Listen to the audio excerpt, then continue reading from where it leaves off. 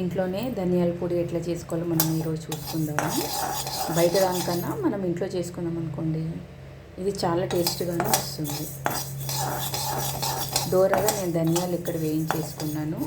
వేయించుకున్న తర్వాత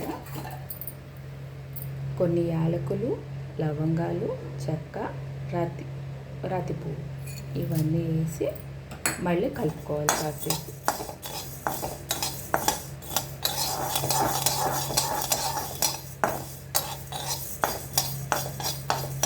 చూడండి, అప్పుడు స్మెల్ వచ్చేస్తుంది, మాకు తెలిసిపోతుంది. స్మెల్ వచ్చేస్తుంది మంచిగా. ఒక 5-6 వెల్లుల్లి రెమ్మలు నేను పొట్టేం తీయకుండానే అలాగే వేసేస్తున్నాను. మళ్ళీ ఇప్పుడు కాసేపు తిప్పి స్టవ్ కట్టేయాలి. కట్టేస్తే చల్లారిన తర్వాత మిక్సీ పట్టించాలి. మిక్సీ పట్టించేస్తే ధనియాల పొడి ఇంట్లోనే రెడీ.